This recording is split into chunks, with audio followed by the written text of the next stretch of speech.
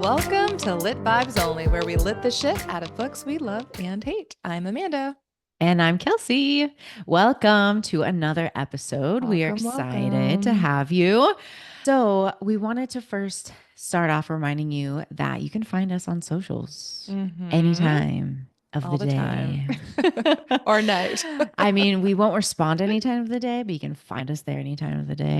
Yes. So on Instagram, you can find us at Lit Vibes Only _podcast and on YouTube and TikTok at Lit Vibes Only Podcast, where we share fun content Mhm. beyond the podcast, where I share some book reactions and things like that, or the things that Yeah. we've read throughout the month on our socials. So be on the lookout there. Um, Yeah. Because we announced the mhm. books that we're reading, that we'll be reading That for the next too. month. And we Hmm. love when folks read along because we'll enjoy our podcast so much more if you read along with us. And it's so much more fun to get your feedback. Absolutely. I Yeah. agree. So for sure, join us. You can also see what like the upcoming podcast episodes are going to be about. You can chat with Hmm. us.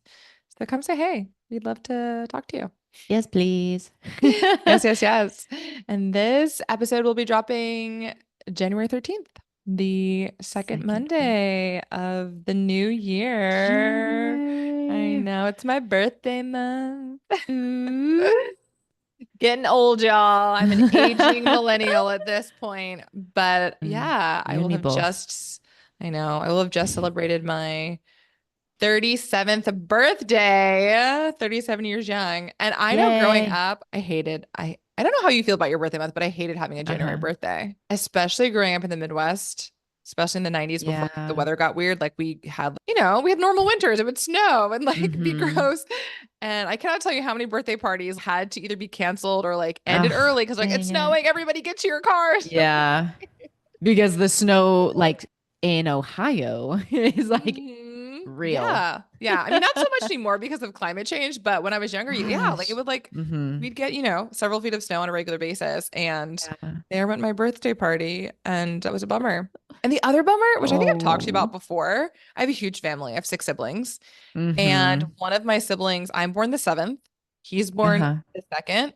And every year growing up, we had to Uh-huh. celebrate our birthdays together. Oh. And I hated it. Darn it. When you're in a family that large, like you have to share everything all the time. And that was the one thing I was like, this should be Yeah. my day. Like, can't I just have Oh. one thing that's mine? So, But yeah, in a anyhow, family that big, how is that possible? I don't. Well, No. how is it possible to have a family that big? Let me tell you. Well, for one, yes, but also two, like to have your own things. Like Cesario and I want to have children, but we talk about it and we're like, I saw this post recently, like this who was sharing like her ages when she Mm-hmm. had her children. And she was Mm-hmm. like 32 when she had her first child. And Mm-hmm. then it kept going all the way to her sixth child, six, seven Uh-huh. siblings, Uh-huh. right? Like Uh-huh. you have that's the same for your family. I'm like, Yeah. how did you do I don't that? know. And then how do you give the proper attention that a child Mm-hmm. needs? That's like Well, my fear, right? yeah, Like you don't really, you don't. right? Yeah. And then you And recruit the older siblings to help raise the younger ones. yeah, so I don't know. There are problems in that, but especially now where I think like parents are trying to be more conscious Mm-hmm. of Mm-hmm. parenting in Mm-hmm. general. Yeah. Yeah, Yeah. Yeah, it was an interesting dynamic for sure. I mean, I bet.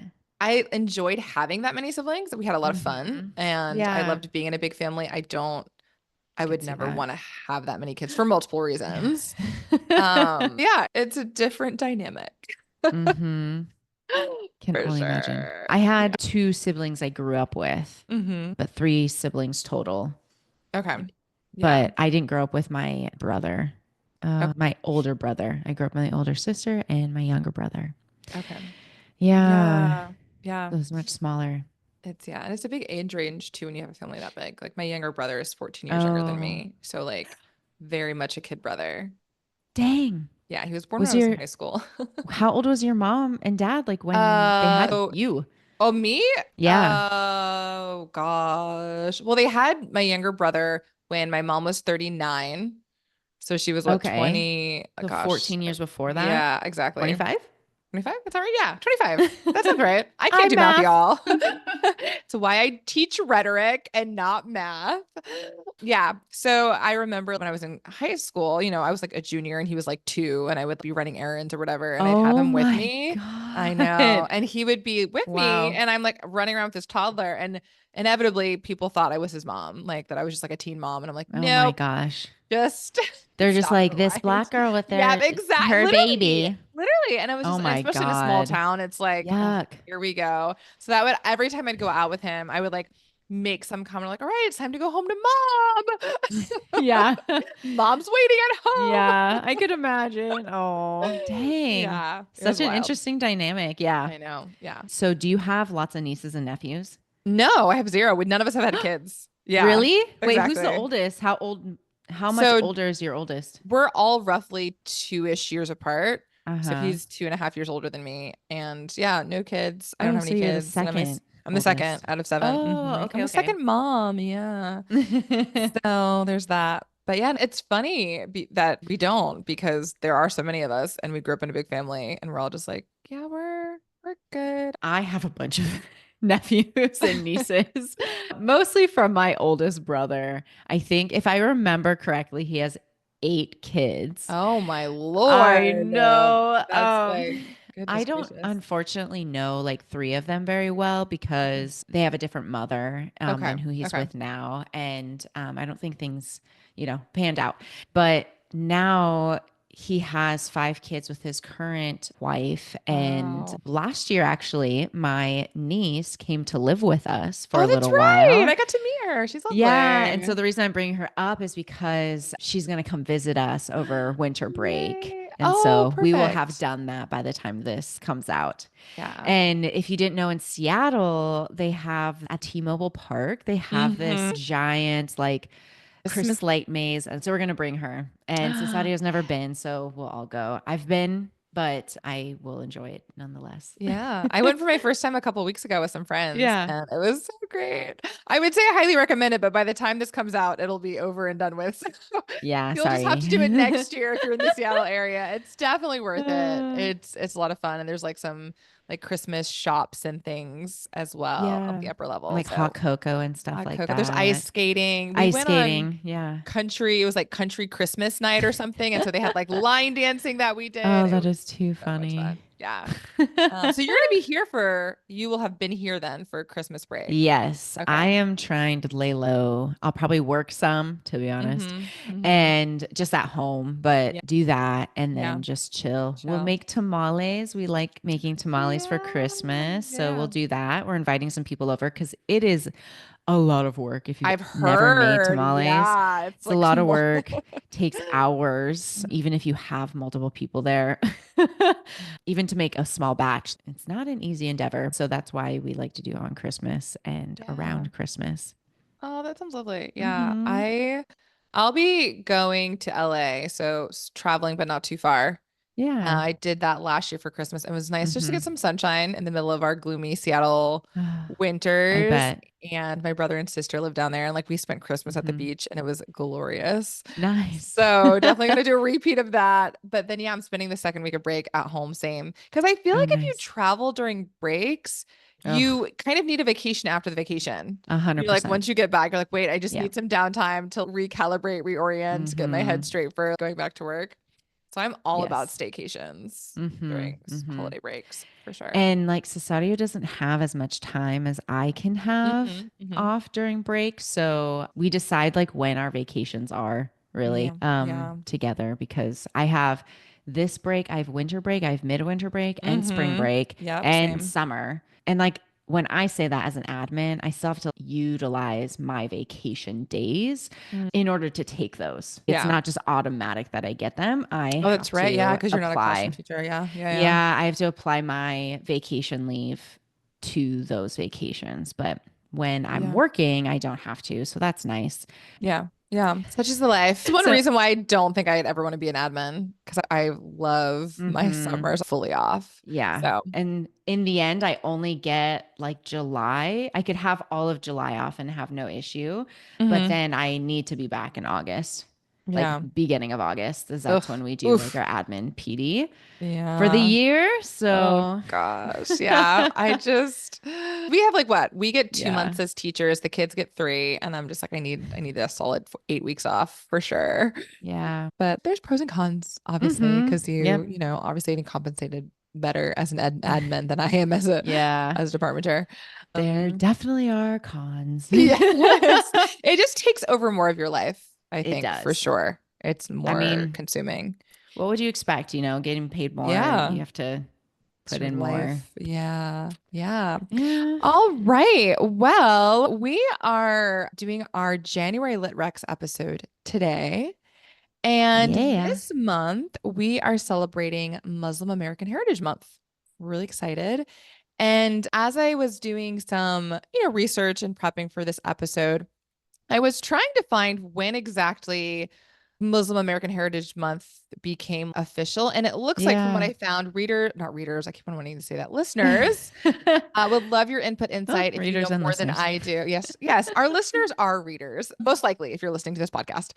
But it looks like there was a resolution that was introduced in Congress by a couple of senators, I think, in order to officially make Muslim American Heritage Month a thing in January. I don't know that it has Mm-hmm. passed, but it's been put out there, and Mm-hmm. there are quite a few folks who do acknowledge and celebrate it. So that's what we're going to do today.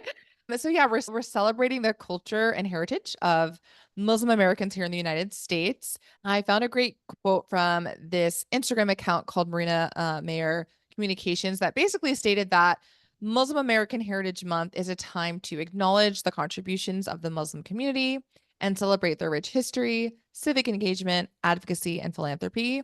And it also gives us the opportunity to recognize both the issues and challenges that Muslim Americans face, while also learning about their history, faith, and traditions. So, if Yeah. this is your first LitRex episode, essentially what we want to do in this episode is draw your attention to some Muslim American authors and some of their stories and their works, and encourage you to check them out yourself and, open yourself up to some new experiences, new ideas, new perspectives.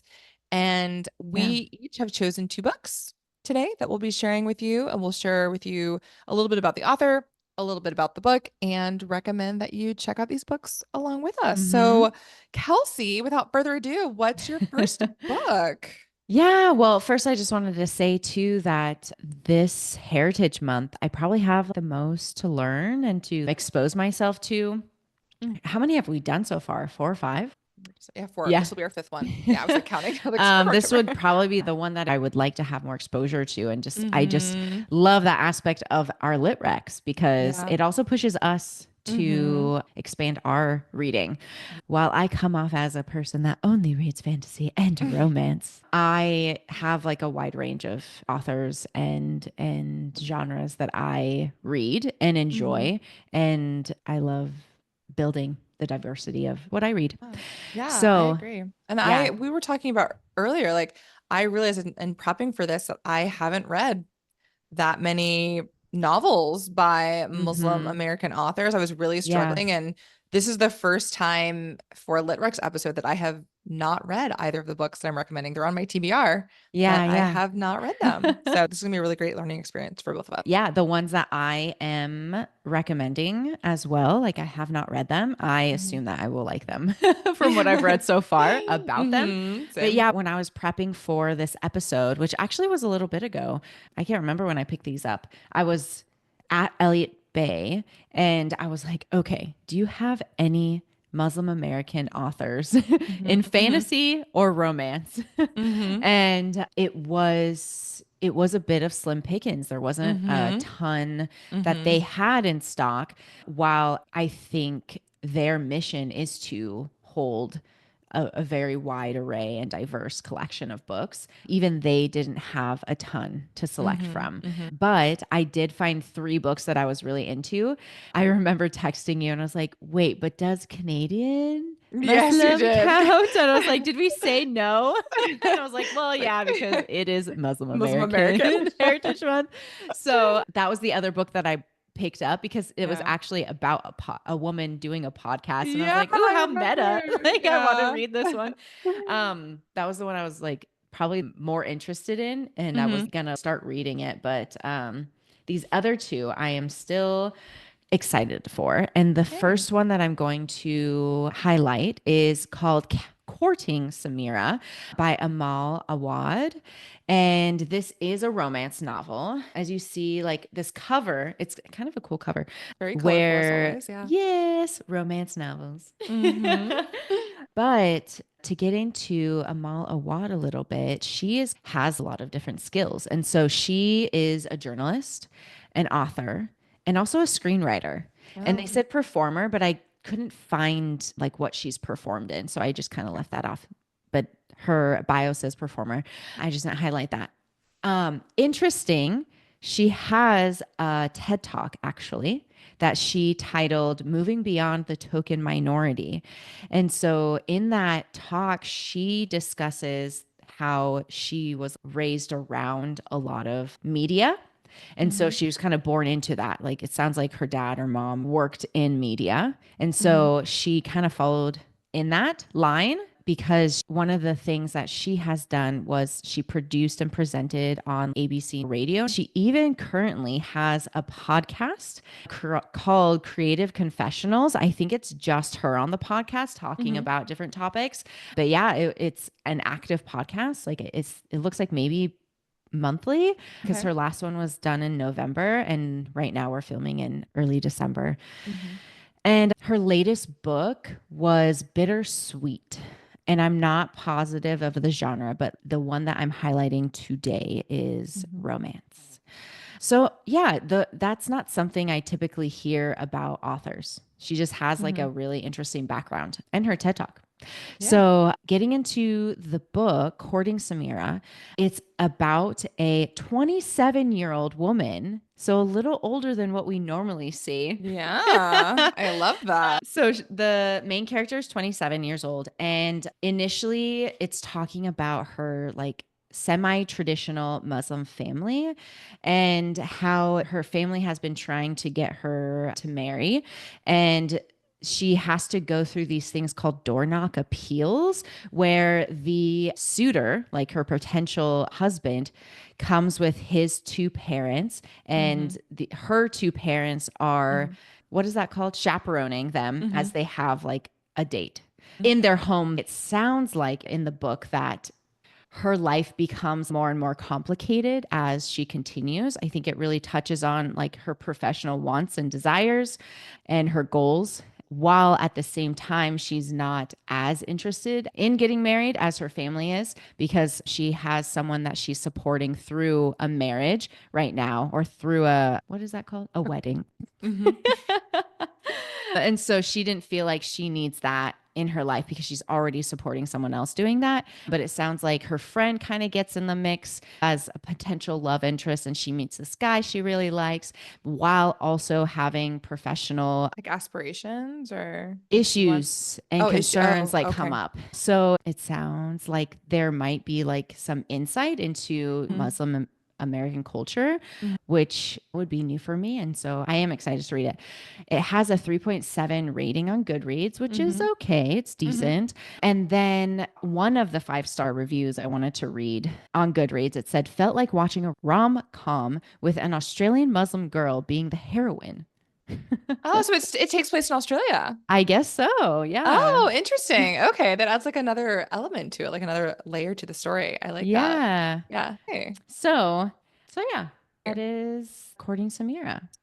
That bit that you were mentioning about the process of the courtship, where like the Mm-hmm. two individuals are there with their parents at home and like there's some sort of tea or coffee, hot beverage being served. That if folks had listened to our immigrant stories, Lit from last Yeah. month, I recommended a story about Pakistani immigrants. And Mm. yeah, that was part of the process in that book as well. For the arranged marriages, they would come over and like have tea or whatever, and Mm-hmm. be chaperoned. Like both parents are nearby, both sets of parents, as they're like interacting with each other for the first time. Uh-huh. Yeah. Oh, that's definitely something that pops up in a lot of the books, which makes sense. Okay, so my first book is All My Rage by Sabaa Tahir, and I realized just now that I did not take a moment to double check the pronunciation. So hopefully I Mm. said that correctly. My apologies if I did not. Usually I try to find like an interview or something so I can double check. But Yeah. Tahir is the daughter of Pakistani immigrants. Her parents first immigrated to the UK before coming to the United States. So she was actually born in, I believe, London, and Okay. then they moved to California. And so she grew up there. Her parents actually ran a motel. So she grew up Hmm. at this motel in like the Mojave Desert. And I obviously Interesting. don't know what that life is like, but there's definitely a part of me that kind of has romanticized, like, oh my gosh, how fun would it be as a kid to grow up at a motel? Like, there'd be just so much to explore, and there's like new people coming and going all the time. So I'm sure she had, or I would assume perhaps she had an interesting childhood. She went on Mm. to attend UCLA, and while she was there, got a prestigious internship at the Washington Post. So, like your author that you just mentioned, she's also a journalist. And it wasn't until 2015 that she became what she calls a professional author. And she wrote her first book actually while she was working as a newspaper editor. Like while she was working nights as a newspaper editor, she was like working on her first novel, Hmm. which is An Ember in the Ashes. So you're going to like this, Kelsey. She is largely a YA fantasy novelist, Okay. and she is a New York Times bestselling author because of this fantasy series that she wrote entitled An Ember in the Ashes. And Okay. two of the books from that series, An Ember in the Ashes and A Torch Against the Night, were actually Hmm. named two of Time Magazine's 100 best fantasy books of all time in 2020. So that's like very high praise. And even though I'm not a fantasy person, that definitely makes me intrigued to check out those Uh-huh. books. Cool. And that first book has just become like a worldwide phenomenon. It's been translated into 36 languages. Hmm. So, yeah, a huge success for her, like right out the gate. The book that I'm going to be discussing today is All My Rage. Unlike the other books, it is not fantasy. It is contemporary fiction. It still is YA, but it's not fantasy. She published this quite recently. So, this came out in 2022.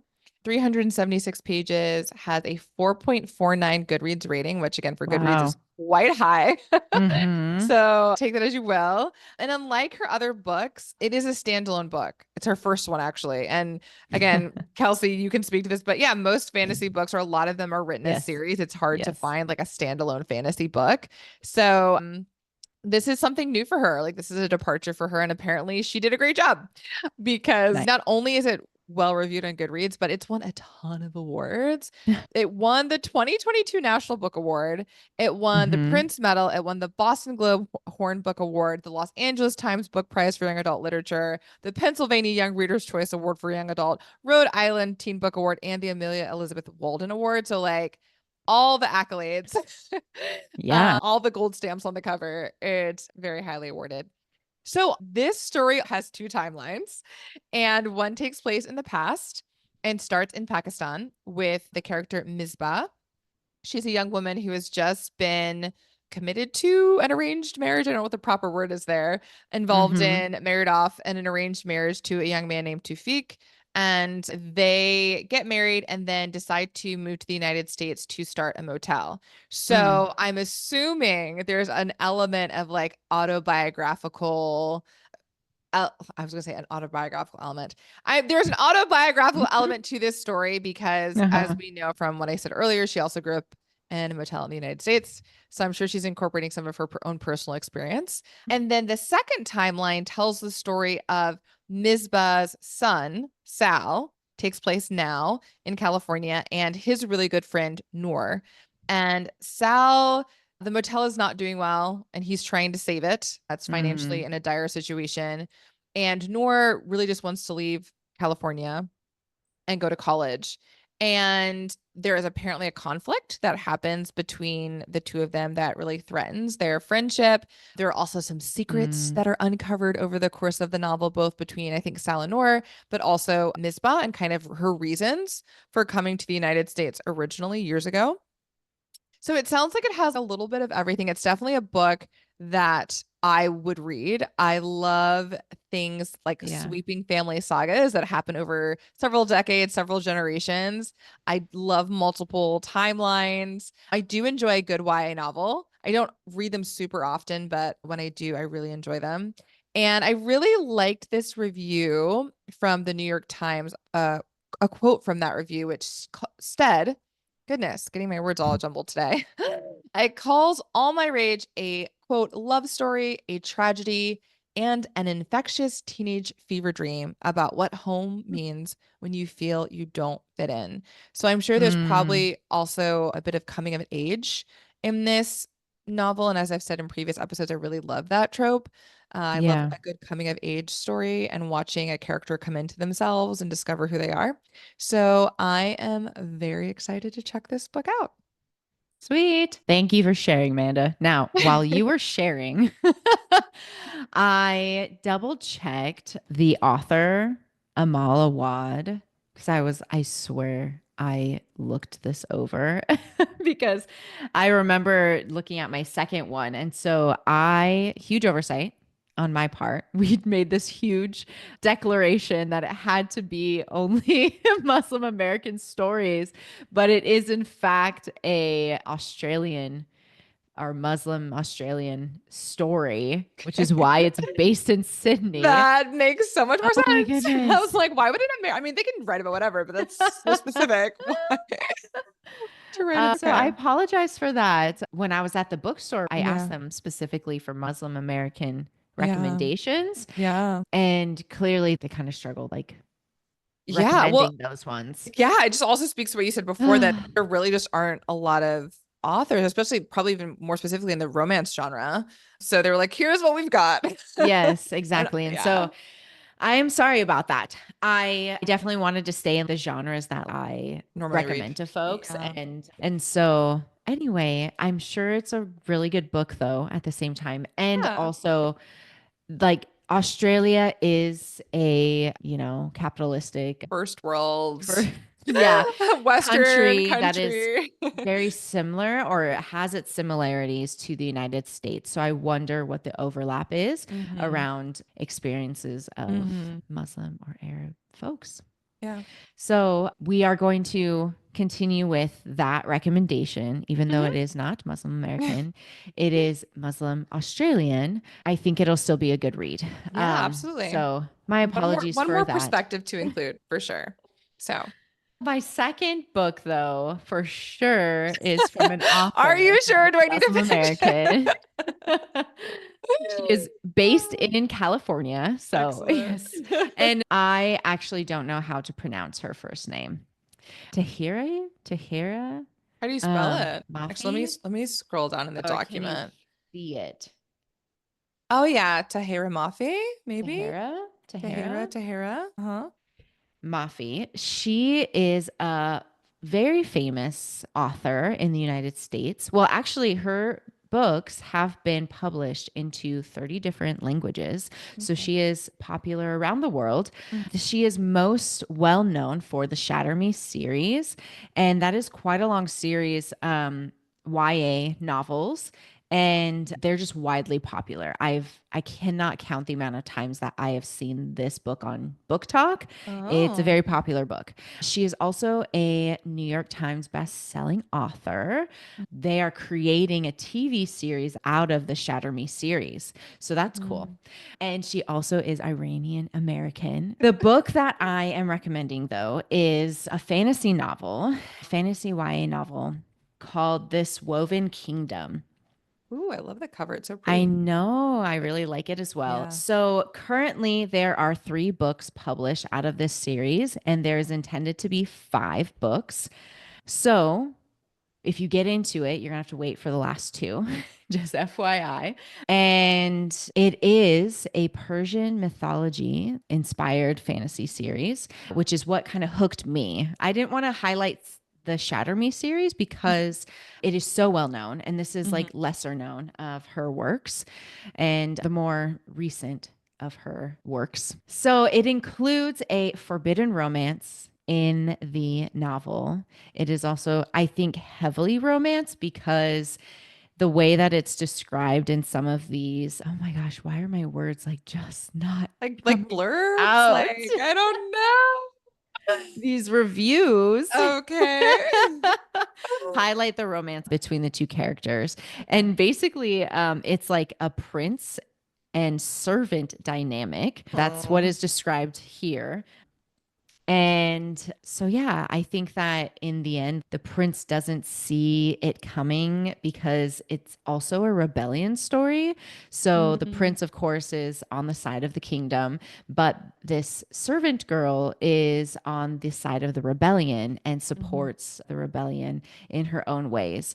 And so, I think he ends up falling for her or something and then gets hurt from her betrayal. I see. Okay. Okay. That's all I know of the book so far. And it is the first book of the series. So I also wanted to read a 5-star review for This Woven Kingdom shared on Goodreads. It says, "This was 40 chapters of badassy, Oh, okay. ecstasy, and euphoria. This book single handedly cured my depression.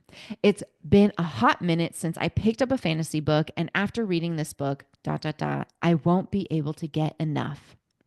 So high praise for Okay. This Woven Kingdom, which again makes me believe and infer that it is heavily romance, which is totally up It my sounds alley. like it. Yeah, it sounds like such a Kelsey read. And I've said this before, it's Yeah. always so interesting to hear like 5-star reviews for fantasy and romantasy books because the ways in which the reviewers just Yeah. express their intense adoration Yes. and enthusiasm for these texts is always Uh, like, yeah, full absolutely. on, full It's like, on. oh my It's God. like the best thing ever. Yeah. Yeah. Yeah, It's never it's like, like a fire hose to the face. We're like, oh my gosh, okay, we get it. absolutely. Oh, okay. Well, that sounds Yay. fantastic. All right. So, heading to my second book, this is Hmm. actually a memoir. This book is entitled Unashamed: Musings of a Fat Black Muslim. It's written by Leah Mm. Vernon. And this, again, I did not check, and I know that it could be pronounced Leah or Leah. I'm going to go Oh with my Leah. gosh. Leah Vernon. And I found this quote actually. I pulled it directly from Google Books because, like a lot of our authors, she is someone who does a lot of different things. And so they Mm. described her as a plus size hijabi model, social media influencer, public speaker, and freelance writer. So she's just out here like doing all the things Doing her and thing. clearly doing them well. So, a little bit about Leah and her background. So, she grew up in Detroit, but currently lives in New York City. And she had a very interesting and difficult upbringing. So she was homeschooled, which, you don't encounter often. I personally was homeschooled Mm. for about 2.5 years. And so I have a little bit of Oh, experience okay. in that world. So I was like, oh, that's cool. Another homeschooled individual. But her dad just wasn't around a lot. And when he wasn't the kindest person. Mm. Her mother had various mental health struggles that it sounds like, from what I read, were largely left unaddressed. And in addition to that, she wasn't raised with a lot of money. So she lived at the poverty Mm. line with her and her parents and her siblings. And so, yeah, definitely a difficult upbringing. She very much found solace in books and exploring different worlds and characters. And I think probably led to her writing her own books now.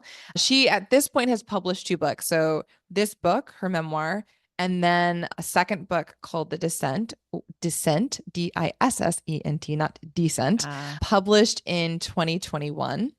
This book was published in 2019. It's 227 pages, so probably something you could zip through pretty quickly. And is another book that has a pretty high rating on Goodreads, has a solid 4.0 rating. So has been well received by the okay. folks over at Goodreads. And I'm going to use another quote as well because I think this sentence is a really great job of summarizing a lot of the key themes and issues she touches on as she tells her story. So this quote is directly from her website, like Leah Vernon's website, and it says, quote, "In Unashamed, Vernon takes to task the myth of the perfect Muslim woman with frank Mm. dispatches on her love-hate relationship with her hijab and her faith, race, Mm. weight, mental illness, domestic violence, sexuality, the millennial world of dating, and the process of finding her voice. So this book has a lot packed into it. It's only 227 pages, but you can tell just from that description, she is tackling so many different issues all in one book. And I chose this book and put it on my TBR. One of the reasons was oftentimes when looking at Muslim stories or Muslim American stories, it's looking at individuals who are Arab, right? And so looking at the Muslim and Arab experience. And I like that this one is focusing on the Black Muslim experience because that's its own thing and has its own kind of history and culture around it. And is a different experience, right? They're not one and the same. We've talked about, before about avoiding speaking about groups as a monolith. And so I wanted to include this particular perspective and that intersectionality of being both Black and a Muslim and, an American citizen and what that looks like and how that feels. So I was really excited to find this particular book. So yeah, she dives into what exactly does it mean to be a good Muslim, because in her book, she talks about all the ways that she felt or feels policed by both Islam and then like also Western beauty standards, being a larger Black woman, and how ultimately she was able to, find her voice and empower herself and kind of live authentically and let me try that again. We're both struggling with our words today. We get tired on the second episode. Yeah, so we done these episodes like 2 at a time, like back to back, and y'all, it can be a lot. So living unapologetically. And so, yeah, I'm really excited about this book because I feel like it in many ways is encapsulating everything we're about in these Lit Rex episodes, where we are diving into different perspectives, different worldviews, different experiences. And I feel like this one does all of that. And I have never, I don't think, ever read a book about the Black Muslim experience. All of the books I've read have been the Muslim and Arab experience. So I'm very excited about that. And I haven't read a memoir in a while, I feel like. So I'm also excited to switch up my reading and get into a memoir for the first time. I'm going to add this to my TBR. Yeah, it looks great. And I love that she's also, she's so involved in like the social media world as well. And so I'm curious to see like how that influences what she talks about in the book and how she speaks about it. So good stuff. And as a fellow millennial, I'm also happy to hear what she has to say. Also, it looks like she has a podcast, Tea with Leah V. Oh, I didn't know that. Okay. Look at all these podcasters out here. So we're just joining the ranks here. We are. We're trying. We're trying. So yeah, just as a quick recap for folks, my 2 books were All My Rage by Sabaa Tahir and Unashamed, Musings of a Fat Black Muslim by Leah Vernon. Nice. And then mine was Courting Samira by Amal, Awad, and This Woven Kingdom by Tahira Mafi. Awesome. Yay. Well, I'm excited to check out these books. As always, if you have already read these books, or if you are also planning to read them, let us know. Let us know your thoughts. And if you have amazing recommendations from other Muslim American authors, Muslim American stories, let us know. We feature them on our social media accounts. So like you can share it on our TikTok, on our Instagram. You can email us at litvibesonlypodcast@gmail.com. And we compile. We compile. That's right. Yeah, we compile. Doubting what I'm saying. Can I speak English? I don't know. Okay. We compile all of those recommendations and put them into a post for y'all so you can check out our listener recommendations as well. So once you've listened to our episode, go to social media and you'll see a post asking for those recommendations later in the week, and you can comment and share those with us. Yeah. And then at the end of the month, we'll put out a post with all of those recommendations for everyone. And as highlighted. And yeah, exactly. You'll get highlighted. So make sure you share your name, your Instagram or TikTok handle, and we'll share that with folks. And then as a reminder for socials, again, we're on Instagram at litvibesonly_podcast, and then TikTok and YouTube, Lit Vibes Only Podcast. Yeah. Woohoo! We made it. We did it. A little bit of a struggle. It got a little dicey at places, but we made it. Thanks for sticking with us. And we'll see you next Monday. See you next Monday. Bye.